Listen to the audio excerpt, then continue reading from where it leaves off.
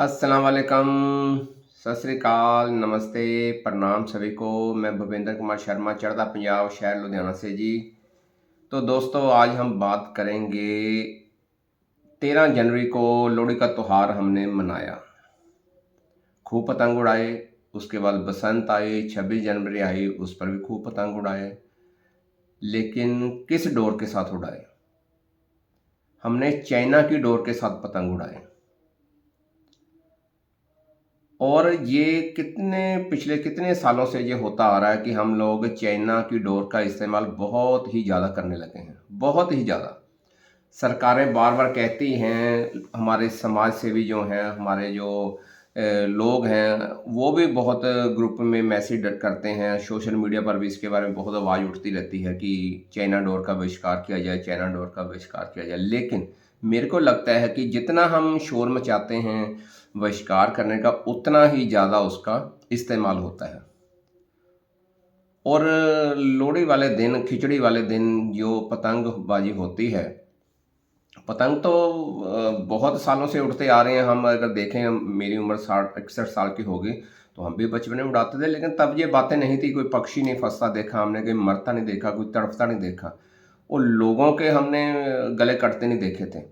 जितना कि हमने ये 10 सालों के बीच में हमने देख लिया कि लोग तो कट ही रहे हैं इससे, लोग तो जख्मी हो ही रहे हैं, रोड के ऊपर बहुत एक्सीडेंट हो रहे हैं इससे, और बहुत लोग बेचारे मर भी रहे हैं। और पक्षी जो हैं, जो बेईमान पक्षी हैं बेचारे, जो जानवर हैं, उनके ऊपर जो बीत रही है उसका तो कोई भी नहीं सुनने वाला है। तो आज की वीडियो का मेरा मतलब ये है कि क्या हमने जो इंसानों के ऊपर अभी अभी थोड़े दिन हुए, 2-4 दिन हुए, कानून बना है एक, कि जो चाइना की डोर से पतंग उड़ाएगा उसको इतना जुर्माना करेंगे, उसको ये सज़ा होगी, इसको ये सज़ा होगी।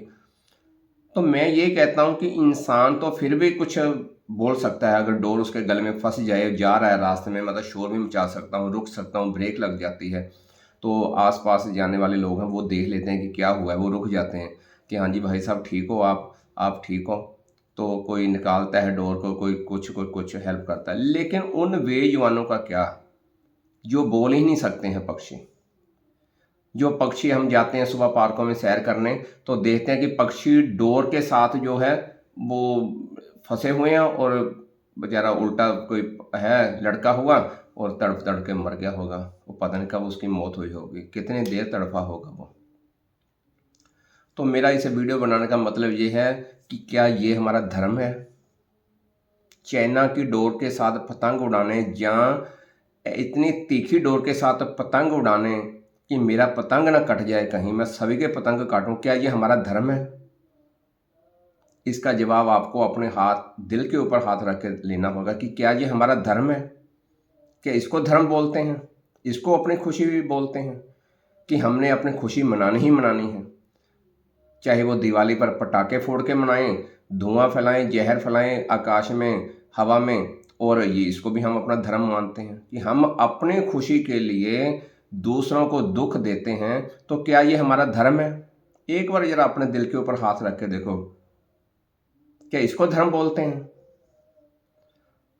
और फिर हम किस वजह पर कहते हैं ये कि भगवान ने हमको बुद्धि दी है और जानवरों को बुद्धि नहीं दी, हमको ही एक इतना उसने पवित्र माना, इतना श्रेष्ठ माना उसने कि हमको बुद्धि देकर भेजा। तो फिर इस्तेमाल क्या किया आपने? इससे तो अच्छा तो जानवरों को दे देता। वो आपको दिया, लेकिन आपने उसका इस्तेमाल कहाँ पर किया? गलत दिशा में किया। बिल्कुल तरस नहीं आता आप लोगों को कि वो बेजुबान पक्षी जो बोल ही नहीं सकते, आवाज़ नहीं लगा सकते अपने साथियों को, या हमको इंसानों को नहीं आवाज़ लगा सकते कि आओ हमको बचा लो, वो तो कोई देखता है फंसे हुए तो पता चलता है कि ये क्या हुआ हुआ है। एक बार मैं पार्क में सुबह सुबह, पहले अंधेरे में ही जाने की आदत है मेरे को, सुबह 5 बजे, तो देखता हूँ कि पेड़ पौधों में से कुछ सनसनाहट की आवाज़ आ रही है बहुत ज़्यादा, जैसे कुछ उसमें कोई फंसा हुआ। एक बार तो मैं डर गया कि क्या कोई जानवर ना हो। लेकिन फिर एक दो मेंबर और आ गए तब तक सैर करने पार्क में, तो देखा एक बेचारा कौवा फंसा हुआ था उसमें, डोर में। अब उसको हाथ लगा रहे हैं तो वो कहता पता नहीं मेरे को पकड़ने आ गए, मेरे को मारने आ गए। जानवर जो ठहरा, इंसान होता वो तो क्या ही देता, सोच ही लेता कि हाँ मेरे को बचाने आए हैं।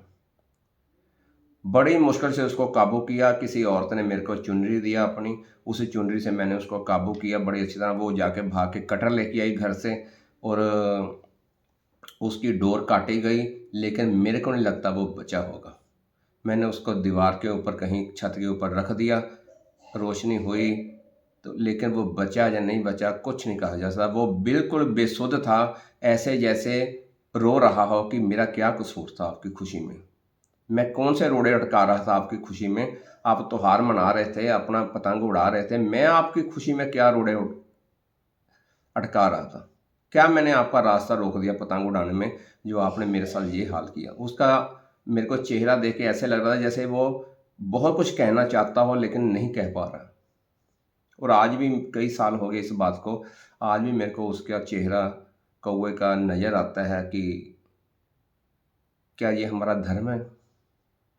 क्या ये लिखा हमारे शास्त्रों में कि अपनी खुशी के लिए हम दूसरों को दुख दें और दूसरों को दुख देके हम अपनी खुशी मनाएं? एक पतंग ना हमारा कट जाए तो उसकी खातिर हम किसी की जान काट दें, गर्दन काट दें किसी की? क्या ये हमारा धर्म है? ये सिखाते हैं हमारे धर्म में, ये लिखा हमारे शास्त्रों में, हमारे गुरु ग्रंथ साहब में, हमारी गीता, रामायण, हमारी कुरान, हमारी बाइबल में ये लिखा हुआ है? अगर लिखा है तो बता देना मेरे को सभी, जो भी पढ़ेगा वो बता देना कि हाँ ये लिखा है वहाँ पर कि अपनी खुशी के लिए दूसरों को दुख दे के अपनी खुशी मनाना है। यहाँ पर ये लिखा है तो फिर मैं देख लूँगा कहाँ लिखा है वो। अगर नहीं लिखा है, ये आप जानबूझकर करते हैं, ये हर साल करते हैं, तो ये बहुत बड़ा पाप है, बहुत बड़ा गुनाह है ये उन पक्षियों के प्रति, उन जो बोल ही नहीं सकते, वो बेचारे इतने वो हो जाते हैं, मजबूर हो जाते हैं वो कि क्या कहें, हम किसको सुनाएं अपनी दास्तां। हम तो अपनी दास्तां भगवान को भी सुना सकते हैं, वो किसको सुनाते होंगे? आप तो कह के बस इतनी बात पीछे हट जाते हो, ओ जी वो तो जानवर है, पक्षी है, उनको तो बुद्धि नहीं दी, हमको तो बुद्धि दी है। तो फिर इस्तेमाल कहाँ किया आपने अपनी बुद्धि का? दोस्तों, मेरी बातें कड़वी होंगी ज़रूर, लेकिन ये बहुत बड़ा गुनाह करते हैं हम अपनी खुशी के लिए दूसरों को दुख देते हैं। आगे से कोशिश करो कि हम ऐसी डोर का इस्तेमाल नहीं करेंगे जो हमें तो खुशी देती हो कि मेरा पतंग नहीं कटा, मैंने दूसरे का ही काटे, लेकिन किसी के गले कट गए, किसी के बच्चे मर गए, उनके भी माँ बाप हैं, उनके भी बच्चे होंगे, उनका भी परिवार होगा पशु पक्षियों का, वो वापस अपने घोंसलों में रात को नहीं वापस गए। तो इसके ऊपर ज़रूर विचार करना। नमस्ते।